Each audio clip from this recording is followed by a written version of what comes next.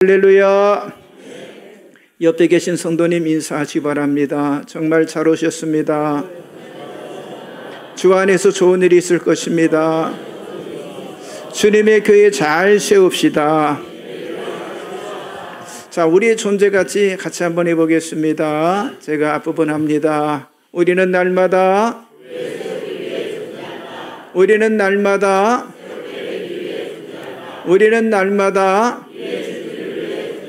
아멘. 자, 오늘은 고린도후서 5장 1절에서 10절의 말씀을 가지고 심판에 대한 확신이다 라는 제목으로 은혜를 나누기를 원합니다. 사람이 살아가면서 반드시 지켜내야 할 그런 것들이 있습니다. 그것을 우리는 책임감이다 이렇게 이야기를 해요. 그런데 책임을 진다는 것은요, 결코 쉬운 일이 아닙니다. 대부분의 사람들은 책임을 지기보다 책임 회피를 하고 또는 변명을 하거나 또는 외면을 하기까지도 합니다. 왜 책임이라는 것이 중요할까요? 자기 자신의 한 일에 대한 그 결과에 대해서 인정을 받고 그리고 그것을 받아들이는 태도, 이것이 굉장히 중요하기 때문이에요. 만일 자신이 한 말이나 행동을 부정하거나 아니 몰상식하게 처신하는 무책임한 그런 사람이 있다면 그런 사람은 어떤 사람에게도 신뢰를 받지 못하게 될 것입니다. 거짓보다 나쁜 것이 그저 남 탓하고 책임 전가하는 것인데, 그런데 그것이 성경에 나타나 있어요. 그것이 바로 아담과 하와의 모습이었습니다. 자, 하나님께서 에덴 동산 중앙에 있는 나무의 열매는 먹지도 만지지도 말라고 아담과 하와에게 말씀하셨어요. 그런데 아담과 하와는 그 열매를 먹고 말하는데, 그때 여호와께서 아담을 부르시면서 내가 내게 먹지 말라고 한 그 나무의 열매를 왜 먹었느냐고 물었습니다. 그때 아담의 대답이 뭐였습니까? 창세기 3장 12절에 아담이 이르되 하나님이 주셔서 나와 함께 있게 하신 여자, 그가 그 나무 열매를 내게 주므로 내가 먹었나이다 라고 아담이 말한 거예요. 무슨 말입니까? 이 책임을 하나님께 어때요? 책임을 떠넘기고 있는 거예요. 그러니까 하나님이 그 여자를 주시지 않았다면 이런 일은 없었을 거라고 하는 거죠. 그런데 아담만이 그런 게 아니었어요. 하나님은 여자에게도 내가 어찌하여 이렇게 하였냐고 물었습니다. 그때 이 여인의 대답이 뭡니까? 창세기 3장 13절에 여자가 이르되 뱀이 나를 깨물어 내가 먹었나이다 이렇게 말한 거예요. 그러니까 여자는 또 뭐예요? 뱀에게 책임을 전가를 했어요. 결국 아담과 하와는 에덴의 동산에서 쫓겨났습니다. 그리고 모든 인간은 결국 뭐예요? 아담과 하와의 후손이기 때문에, 아니 아담과 하와를 닮았기 때문에 별로 다르지 않다고 하는 사실이죠. 그러나 구원받은 사람, 하나님의 자녀는 다르다고 하는 거예요. 세상의 사람과 그리스도인은 다르다고 하는 거예요. 하나님을 모르는 사람은 하나님을 모르기 때문에 사람이 원하는 대로 살아가겠지만은 우리 그리스도인, 다시 말해서 하나님과 하나님의 말씀에 책임을 져야 할 우리 그리스도인들은요, 하나님께서 책임을 지며 살아갈 수 있도록 우리를 구별해 놓으셨다고 하는 사실이죠. 오늘 우리가 같이 봤던 본문 10절에 이는 우리가 다 반드시 그리스도의 심판대 앞에 나타나게 되었어. 각각 선악간에 그 몸으로 행한 것을 따라 받으려 함이라 하는 말씀이 있는데, 우리는 반드시 다 그리스도의 심판대 앞에 다 서게 될 거라고 하는 거죠. 자, 그러므로 우리 그리스도인에게 있어서 이 땅에 사는 것에 대한 우리의 관점을 바꿔주도록 만들어주는 것이 그게 뭐냐? 심판에 대한 확신, 바로 이 심판에 대한 신념이라고 하는 사실이죠. 비록 우리들이 이 땅에 살아가고 있지만 궁극적으로 우리는요, 하나님의 심판대 앞에 서야 할 그런 운명이라고 하는 거예요. 그러게 우리 그리스도인에 있어서 지금 이 현재의 삶이 대단히 소중하다고 하는 거죠. 물론 예수를 주님으로 믿는 사람의 한 번 구원은요, 영원한 구원입니다. 그러나 구원이 보장된다고 우리가 만족해서는 안 되는데, 여러분, 구원은요 모든 것의 출발지이지 그게 종착지는 아니라고 하는 사실이에요. 오히려 구원 이후에 하나님의 이 콜링이 있는데, 다시 말해서 하나님의 그 부르심 때문에 여러분 오늘이라고 하는 우리의 삶이 굉장히 중요하다고 하는 거예요. 사도 바울은 빌립보서 3장 14절에서 심판을 받기 위한 것이 아니라 표대를 향해서 하나님의 부르심의 상을 위해서 달려간다라고 고백을 하고 있습니다. 그렇습니다. 우리 모두에게는요 바로 이것이 하나님의 은혜 중에 은혜인데, 그런데 왜 심판이 우리들 앞에, 우리들의 미래에 있는 것일까요? 첫째로 하나님의 심판은요 모두에게 책임이 있음을 상기시켜주고 있다고 하는 사실이죠. 여러분, 하나님 앞에 특별한 사람은 없습니다. 그리고 하나님의 판단과 사람의 판단은요 전혀 다르다고 하는 거예요. 사람들이 볼 때 엄청나게 대단한 사람처럼 보여도요 하나님 앞에 서면 그 사람은 아무것도 아니라고 하는 사실이죠. 오늘 우리가 같이 봤던 본문 1절에 만일 땅에 있는 우리의 장막집이 무너지면 하나님께서 지으신 집, 그 손으로 지은 것이 아니요 하늘에 있는 영원한 집이 우리에게 있는 줄 아느니라 라고 말씀하고 있습니다. 그렇습니다. 우리가 살아가는 그 집이 성경은 장막집이다라고 말씀하고 있어요.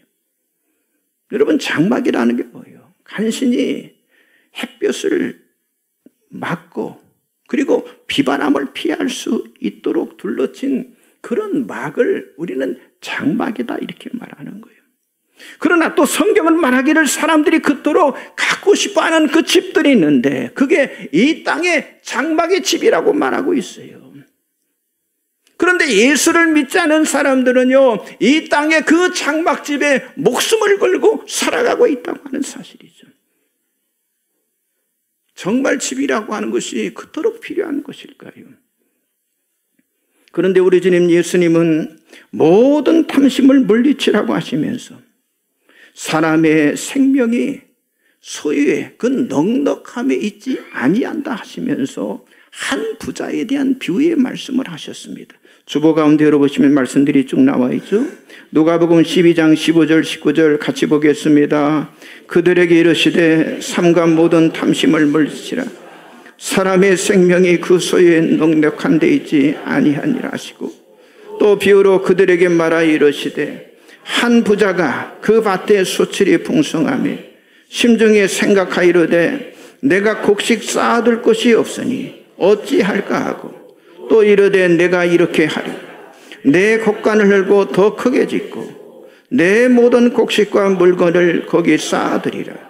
또 내가 내 영혼에게 이르되 영혼아 여러 해 쓸 물건을 많이 쌓아두었으니 평안히 쉬고 먹고 마시고 즐거워하자 하리라 하되. 아멘. 무슨 말씀입니까?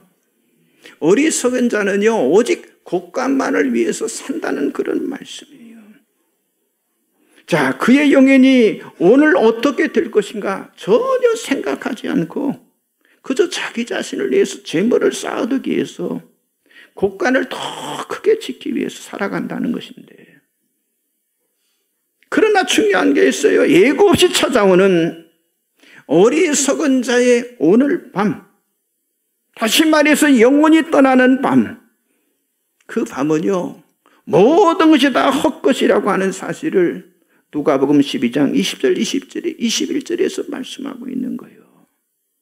여러분, 이처럼 이 땅의 장막집이나 곡간을 위해서 살아가는 것은요 거기에 모든 목표를 두고 표대를 향해 살아가는 것은요 어리석은 사람의 모습이라고 성경은 말씀하고 있어요.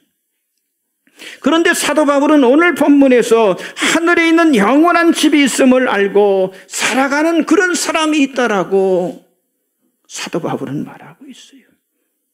그러면서 오늘 본문 2절에 참으로 우리가 여기서 탄식하며 하늘로부터 오는 우리 스스로 던졌기를 간절히 사모하노라 라고 말씀하고 있고, 그리고 6절과 7절에 그러므로 우리가 항상 담대하여 몸으로 있을 때는 주와 따로 있는 줄 아느니 이는 우리가 믿음으로 행하고 보는 것으로 행하지 아니함이로다 라고 말씀하고 있습니다. 그러므로 우리 그리스도인은 몸을 떠나서 주님과 함께 하늘에 있는 집, 그 집에 있는 것이 더 좋다라고 8절에 말씀하고 있어요. 여러분, 주님 지금 눈에 보이는 것이 아니라 믿음으로 바라보는 것이 있기 때문에 우리가 집이 있든 없든, 아니 곳간이 크든 작든 그것과 전혀 상관없이 차라리 몸을 떠나서 주와 함께 하기를 여러분 우리가 사모하며 살아갈 수가 있다고 하는 사실이죠.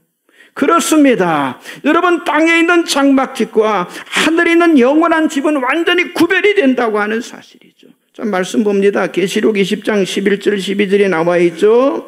또 내가 크고 흰 보좌와 그 위에 앉으신 이를 보니 땅과 하늘이 그 앞에서 피하여 간 데 없더라. 또 내가 보니 죽은 자들이 큰 자나 작은 자나 그 보좌 앞에 서 있는데 책들이 펴 있고 또 다른 책이 펴졌으니 그 생명책이라. 죽은 자들이 자기 행위를 따라 책들에 기록된 대로 심판을 받으니, 그렇습니다. 누구도 하나님의 심판을 피할 수가 없어요. 큰 자나 작은 자나 모두가 다 심판을 받습니다. 그러나 중요한 것은요, 두 가지 심판이라고 하는 사실을 우리가 알 수가 있어요. 하나는 불신자에 대한 심판이고, 또 하나는요, 생명책에 기록된 자에 대한 심판이 있다고 하는 사실이죠. 여러분, 불신자의 심판, 지옥에 가는 자의 심판은요, 그것으로 다 끝이 나는 거예요. 그러나 생명책에 기록된 사람은요, 반드시 누구 앞에? 하나님 앞에 우리가 서게 된다고 하는 거예요. 누구 앞에? 하나님 앞에, 하나님 앞에. 그러므로 여러분들은 매일 하나님 앞에 내가 서게 될 것이라고 하는 그런 책임의식을 가지고, 여러분, 이 땅의 장막집이 아닌 하늘의 영원한 집을 바라보며 사모하며 살아가는 여러분이 되시기를 주님의 이름으로 축복합니다. 옆 사람 좀 인사하세요. 하늘의 영원한 집을 사모합시다. 또 한 번 인사합니다. 하나님 앞에 서야 하는 책임의식을 가지고 살아갑시다. 그렇습니다. 하나님 앞에 서야 해요. 두 번째는요, 하나님의 심판은요, 보상이 있음을 알려주고 있습니다. 자, 우리 그리스도인에게서 심판은요, 천국에 갈 것인지 천국에 안 갈 것인지를 결정하는 심판이 아니라고 하는 거예요. 자, 우리 그리스도인들이 하나님 앞에 서는 것은요, 하나님의 계획과 하나님의 뜻에 대한 그 답변으로 우리가 서게 된다고 하는 사실이죠. 자, 먼저 말씀 보겠습니다. 마태복음 5장 10절 11절 같이 봅니다. 의를 위하여 박해를 받은 자는 복이 있나니 천국이 그들의 것임이라. 나로 말미암아 너희를 욕하고 박해하고 거짓으로 너희를 거슬러 모든 악한 말을 할 때에는 너희에게 복이 있나니 기뻐하고 즐거워하라. 하늘에서 너희의 상이 큼이라.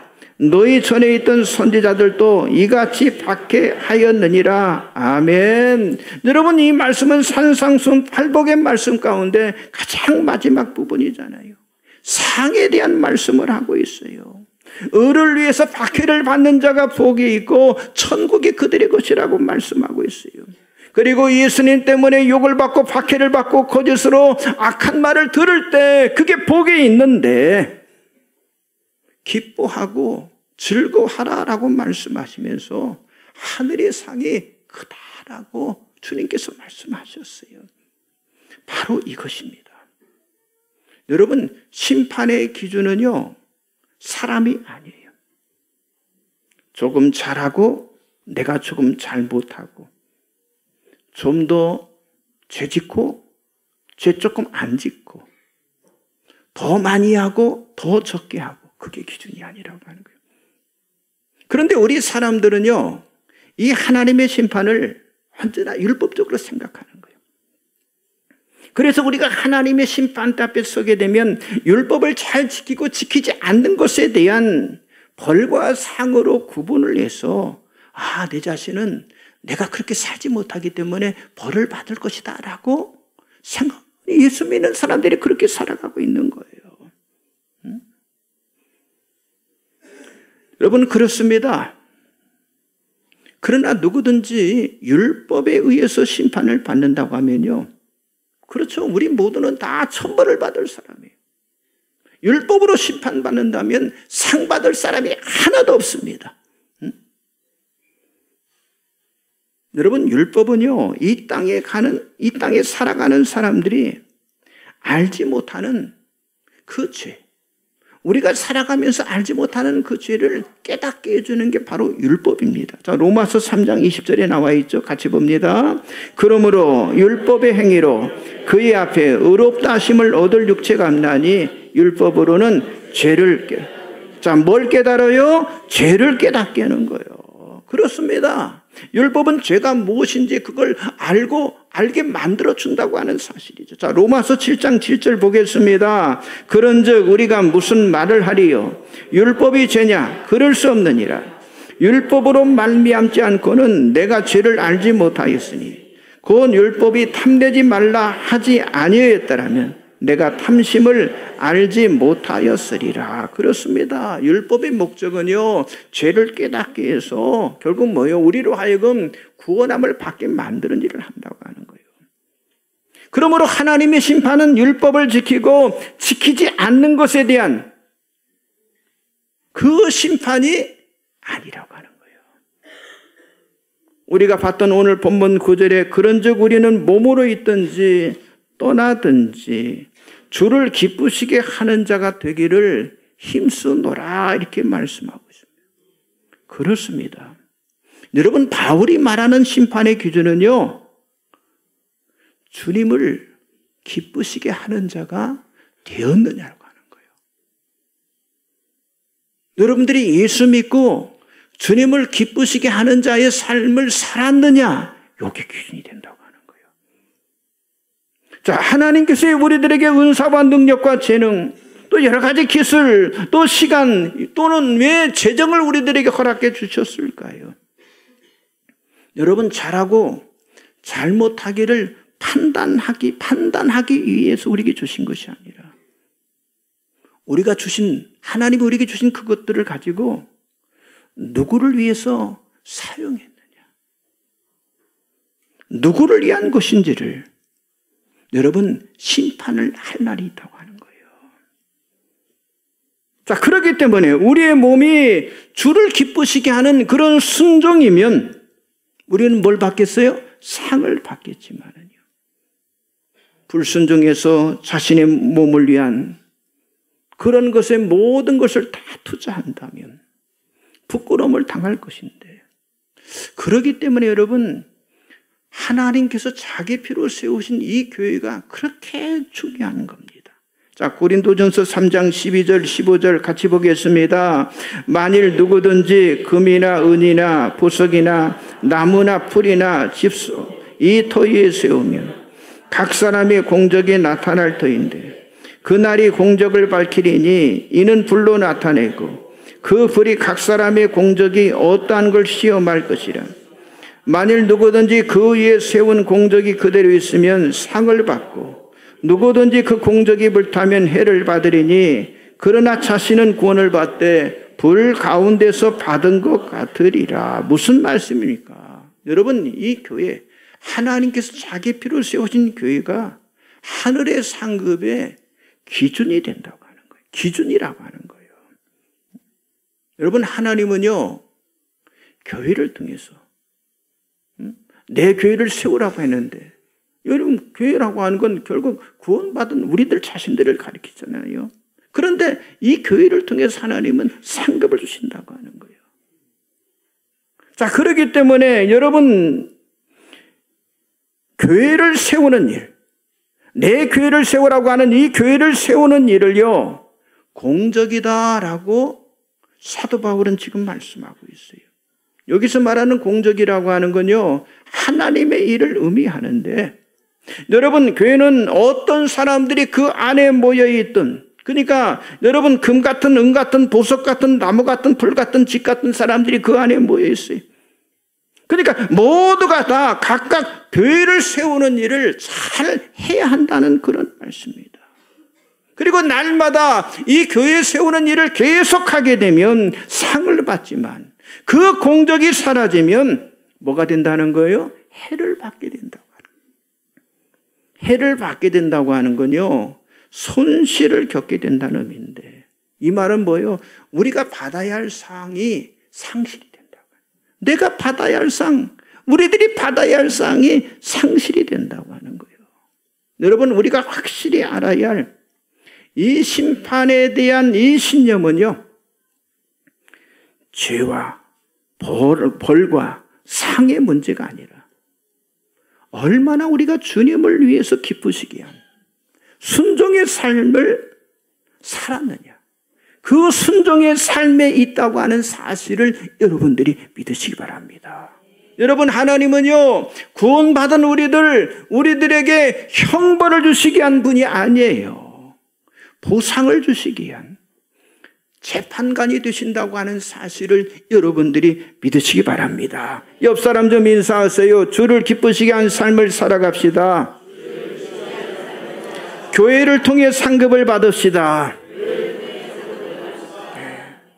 마지막 세 번째는요, 하나님의 심판은요, 모든 사람에게 기회가 된다고 하는 거예요.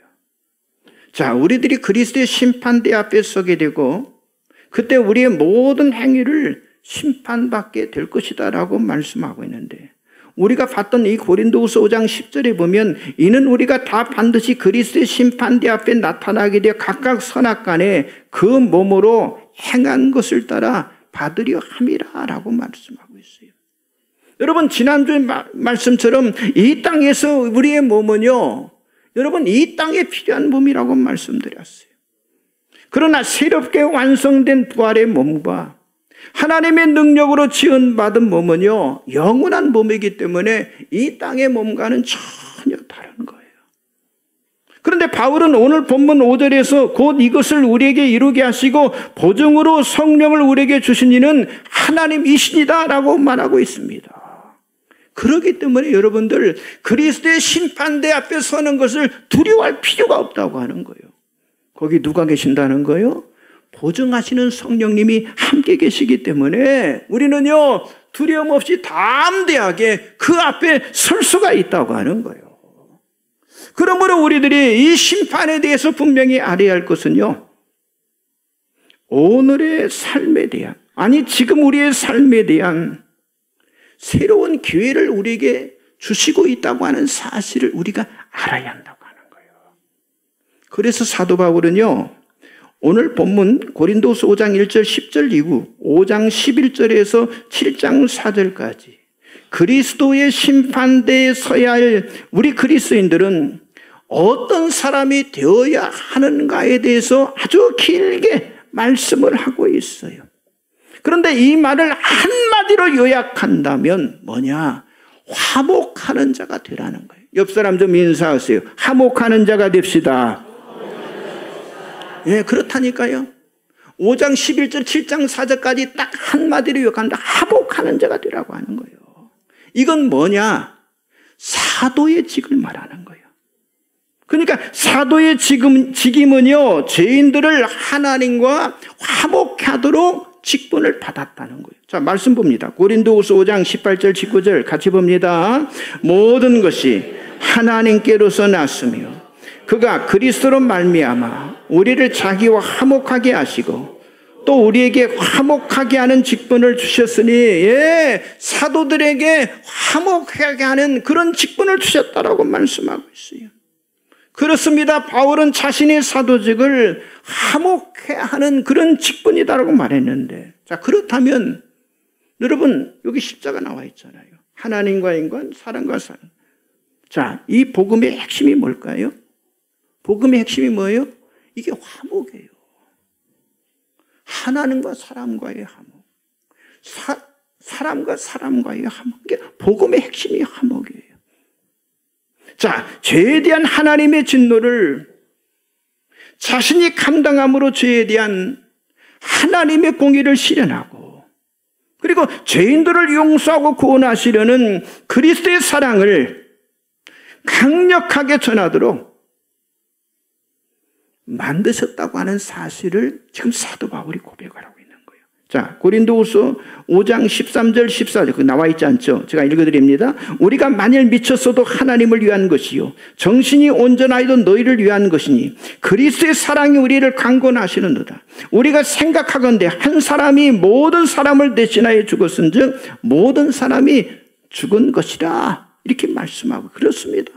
바울은요 그리스도의 사랑에 강권되어서 정말 하나님을 위해서 미친 자의 모습이 되고, 아니 그리스도를 대신해서 사신이 되어서 뭘 전했다는 거예요? 화목의 복음을 전했다고 하는 사실을 말씀하고 있어요. 사도 바울은 진정한 화목의 직분을 위한 복음 전도자로 쓰임을 받았다고 하는 사실이죠. 자, 이렇게 사도직을 받은 자의 신앙이 바로 이 고린도후서 6장 3절 10절에 잘 나타나 있는데, 자, 하나님은 심판에 앞서 모든 사람에게 기회를 주시는 거예요. 기회를 주시는 거예요. 그런데 그 기회를 하나님의 영광을 위해서 사는 사람이 있고요, 그 기회를 잃어버리고 헛되게 살아가는 사람들이 있다는 거예요. 여러분, 우리의 길은요 두 길뿐입니다. 하나는 보상의 기회이고 또 하나는 낭비의 기회가 있다고 하는 거예요. 그것에 대해서 우리가 하나님 앞에 서게 될 때 하나님 앞에 답변을 해야 한다고 하는 거예요. 하나님이 허락해 주시고 우리에게 맡겨주신 모든 것에 대해서 우리가 어떻게 살았는지에 대해서 하나님 앞에 책임을 져야 한다고 하는 거예요. 성도 여러분, 여러분들은 하나님께서 정말 여러분들에게 원하시는 방식으로, 아니 하나님이 원하시는 방식으로 여러분들이 하나님 주신 시간을 잘 사용하고 있습니까? 하나님 주신 그 기회를 하나님의 영광을 위해서 살아가고 있냐고 하는 거예요. 오늘 본문의 사도 바울은 화목해 하는 그 사도직의 마지막 말씀을 이렇게 전하고 있어요. 자, 고린도후서 7장 1절 같이 보겠습니다. 그런즉 사랑하는 자들아, 이 약속을 가진 우리는 하나님을 두려워하는 가운데서 거룩함을 온전히 이루어 육과 영의 온갖 더러운 것에서 자신을 깨끗하게 하자. 예, 하나님의 심판 앞에 서야 할 바울 자신의 고백이 나와 있는 거예요. 그렇습니다. 분명히 화목하게 하는 하나님의 자녀이며 그리스도의 보냄을 받은 사신으로 약속을 받았기 때문에 우리 자신이 그렇게 약속을 받았는 거예요.